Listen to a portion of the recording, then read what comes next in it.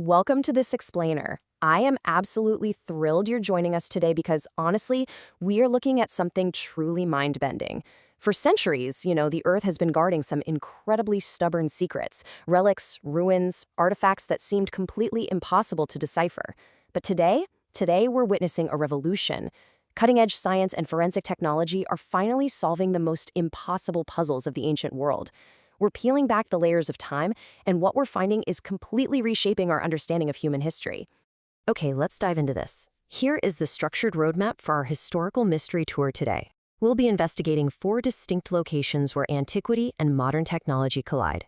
We'll start with the secrets of the carbonized scrolls, then decode an ancient analog computer, examine the quake that changed history, and finally, we'll look at Stonehenge, but as a prehistoric hospital.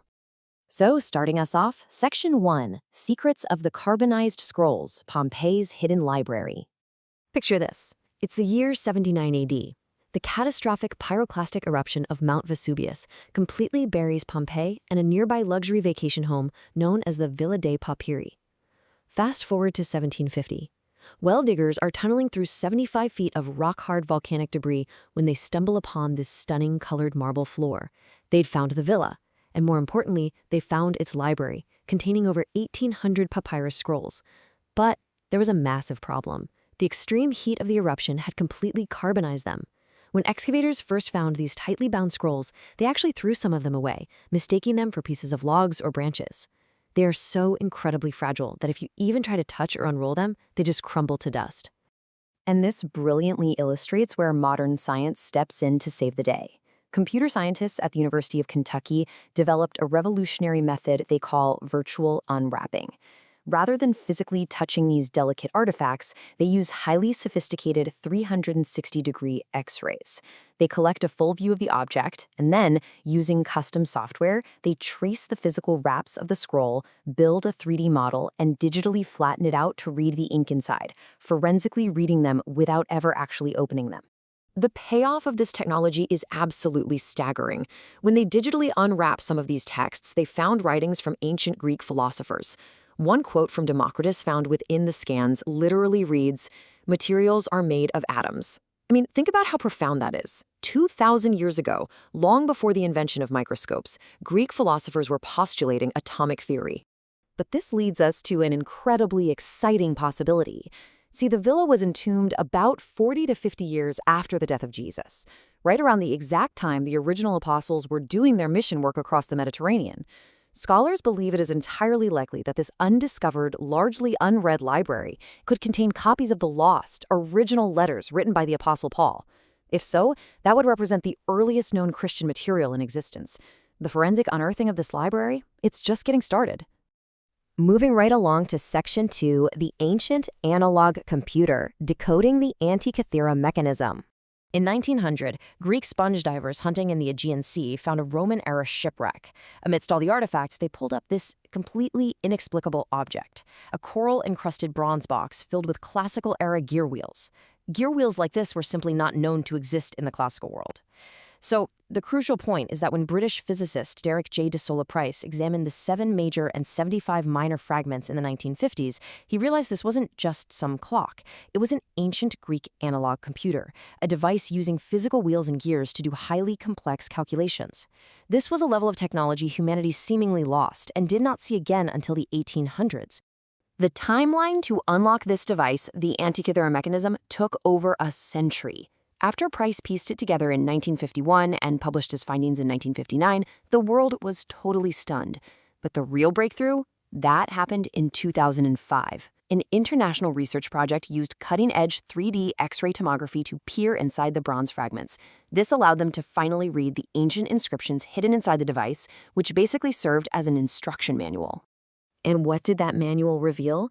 This shoebox-sized mechanism was an incredibly accurate astronomical computing device. Via complex gearwork, it tracked the revolutions of the sun, the moon, and its phases, and even predicted upcoming eclipses. It tracked every single planet visible in antiquity: Mercury, Venus, Mars, Jupiter, and Saturn. It proves that the ancient Greeks were seeing the universe not as magic, but as a mechanical, entirely predictable system. Let's move to our third location and see how this builds. Section 3, the quake that changed history, Lisbon's 1755 catastrophe. On November 1st, 1755, a massive magnitude 9 earthquake struck the Atlantic seafloor just off the coast of Lisbon, Portugal. At 10 a.m. on All Saints' Day, thousands of people were packed into churches for festival mass when the earth split open. The scale of the devastation was apocalyptic. 85% of the buildings in Lisbon were instantly destroyed. The violent shaking opened massive 16-foot-wide cracks right through the center of the city. Estimates place the death toll at up to 50,000 lives. In a matter of minutes, one of Europe's greatest cities was literally reduced to ashes. In the aftermath, two completely different paradigms emerged to explain the tragedy. On one hand, you had the theological view. Because the quake struck on a holy day during Mass, theologians naturally grappled with the meaning, many concluding that God was punishing the sinful. On the other hand, you had a rational view championed by the Prime Minister, the Marquis de Pombal. His practical response focused strictly on engineering. He redesigned the city using a grid system for easy evacuation, and he mandated earthquake-resistant buildings built around wooden frames that could sway rather than collapse. This very rational response essentially birthed modern disaster response. Taking a quick detour here, humanity has long tried to understand quakes. Consider the brilliant mechanics of Chang Heng's first-century Chinese bronze seismometer.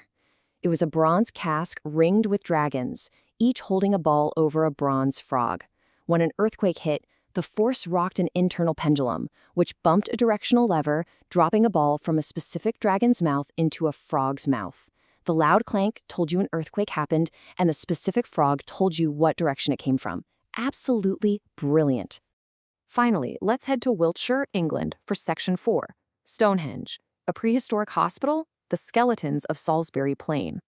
For our final mystery, we're looking at Stonehenge. We all know it as a majestic stone monument from 3100 BC, but we have to frame it not just as a stone circle, but as a massive ancient graveyard. When archaeologists examined the thousands of skeletons recovered here, they noticed something highly unusual. These people didn't just die peacefully of old age. The skeletons are riddled with devastating, excruciating traumas. We're talking missing kneecaps, broken arms, and severe jaw abscesses.